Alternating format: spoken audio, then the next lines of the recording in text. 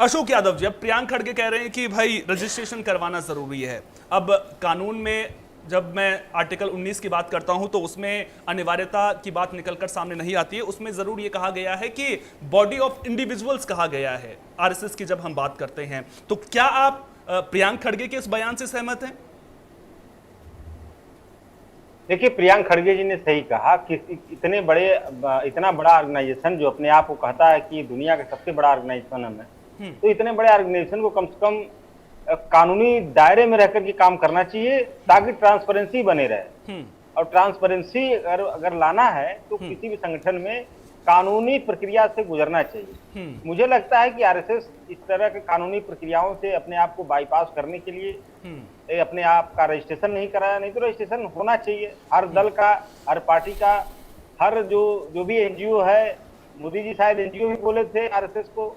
तो आप अगर इतने बड़े संगठन हो तो कानूनी दायरे में अपने आप को क्यों नहीं रखना चाहते? भाई मोदी जी तो बोल दिए हम नॉन बायोलॉजिकल हैं, लेकिन क्या आरएसएस भी नॉन बायोलॉजिकल है क्या? कि वो मतलब वो दैवीय संगठन है कि जिसको कानूनी प्रक्रिया से दूर रखा जाना चाहिए, इस टाइप को अपने आप को फील कर रहा है क्या आरएसएस? तो ये सभी चीजें जो प्रियांक खड़गे जी ने कहा बिल्कुल सही कहा। और दूसरी बात, आरएसएस को लेकर के अगर आप उसके मूल में जाएंगे तो 27 सितंबर 1925 जब आरएसएस का गठन हुआ तब से लेकर के आज तक जो उसके 6 सर संचालक हुए, एक केशव बल्ला मेडगेवार से लेकर के एमएस गोलवलकर, दत्तात्रेय होस बोले, या जो है क्या नाम उनका, राजेंद्र प्रसाद, के सुदर्शन, मोहन भागवत, तो ये सारे लोग जो हुए हैं उनकी आइडियोलॉजी लगभग मिला जुला के एक ही रही है। और वो आइडियोलॉजी ये रही है कि अपने संगठन में जो देश की जो 80-85% आबादी है, पिछड़े, दलित, आदिवासी, इनमें से कोई एक ऐसा बताइए 6 लोगों में से जो इस कम्युनिटी से बिलोंग करता हो। 6 लोग हुए हैं सर संचालक, और लास्ट जो अभी मोहन भागवत जी हैं। तो कोई भी ऐसा व्यक्ति बताइए 6 में से। अरे नहीं, कोई भी ऐसा बोलने दो ना, बताइए। कौन सा तरीका है? अरे उनको बोलने दो ना। जो आरएसएस का संस्थापक थे, गुस्सा नहीं, शिवानंद जी गुस्सा नहीं, गुस्सा नहीं, प्रेम पूर्वक सर, अरे सपा जी को बात प्रेम पूर्वक बात रखिए सर। गुस्सा नहीं, गुस्सा नहीं। आनंद जी एक मिनट रुकिए ना, उनकी बात एक बार आ जाए, उसके बाद मैं आऊंगा आपके पास। अरे आनंद भाई, मेरे मित्र को बात तो करने दो आनंद भाई। अरे शिवानंद जी रुकिए ना, आप गुस्सा नहीं सर। अशोक जी अपनी बात जल्दी से पूरी कीजिए। मैं काउंटर करने के लिए मौका दूंगा सर, मौका दूंगा काउंटर के लिए।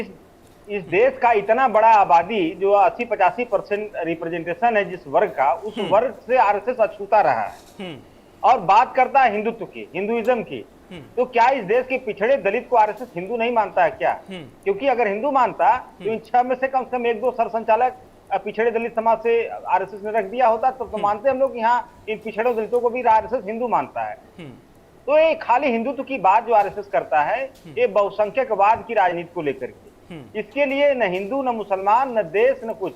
इसके लिए सिर्फ सत्ता जरूरी है और सत्ता के माध्यम से देश के संसाधनों पर कब्जा जरूरी है। आरएसएस की मूल विचारधारा यही रही। और आज भी आप चूंकि समसामयिक विषय जो राम मंदिर में चंदा चोरी का चल रहा है, इसमें चाहे चंपत राय जी हो, अनिल मिश्रा जी हो, गोपाल राव जी हो, तीनों लोग आरएसएस से यादव जी का भी नाम लीजिए। इसमें से कोई ऐसा व्यक्ति नहीं। यादव जी का नाम लीजिए, आपको ऐसा करने वाले वाला, चिंता मत करिए। अरे आनंद भाई, अरे उनको भाई बात सुनिए, तो मेरी करने बात दो। फिर आप बोलिएगा। ठीक है अशोक जी, इसमें आपने कहा कि पिछड़े दलितों का बिल्कुल भी ध्यान नहीं रखा जाता, लेकिन जब आरएसएस को लेकर के बात होती है ना तो मुझे एक कविता याद आती है। आरएसएस को लेकर के जब बात होती है ना, मुझे एक कविता याद आती है। उस कविता के बोल कुछ इस तरह से, मानवता के लिए उषा की किरण जगाने वाले हम, शोषित पीड़ित दलित जनों का भाग्य जगाने वाले हम। तो इसमें तो बात तो इसमें पूरी तरह से कविता में आती हुई नजर आती है। तो अब आप कह रहे हैं कि दलितों का सम्मान वहां पर नहीं होता है। अगर सरसंघ चालक नहीं बनाया है तो ये कोई पैमाना तो नहीं हो सकता ना सर कि दलितों का सम्मान नहीं करता है आरएसएस? नहीं, कविता में तो देखिए, अभी तो इनके जब चुनाव आता है तो इनके नेता आरएसएस के लोग कितना प्यार दिखाते हैं इस देश के पिछड़ों दलितों के प्रति, लेकिन जैसे ही चुनाव खत्म हो जाता है उनके नौकरियों, उनके आरक्षण पर डकैती डालना शुरू कर देते हैं, जैसे राम मंदिर में डकैती चल रही है। मेरे कहने का मतलब है जो आज समसामयिक जो मुद्दा चल रहा है राम मंदिर में लूट का, इसमें जो ट्रस्ट, राम मंदिर ट्रस्ट से जुड़े हुए लोग हैं, ये चंपत राय जी हैं, ये भी आरएसएस से जुड़े हुए हैं। आरएसएस वाले अगर इसको डिनाई करें तो मैं इनको बताऊं ये भी आरएसएस जुड़े, अनिल मिश्रा जी आरएसएस जुड़े हुए हैं, गोपाल राव जी आरएसएस जुड़े हुए हैं, ये सब लोग आरएसएस से जुड़े हुए हैं। और तो ये देश के जो करोड़ों श्रद्धालु हमारे जो चंदा वहां पर दे रहे हैं, भगवान राम को चंदा दे रहे हैं, लेकिन जो चंदा भगवान राम को मिल रहा है, इस चंदे के लूट में भाजपा और आरएसएस दोनों संगठन शामिल है। तो आप बताइए आरएसएस किसका है, किसका सगा है? आनंद जी, किसका सगा है?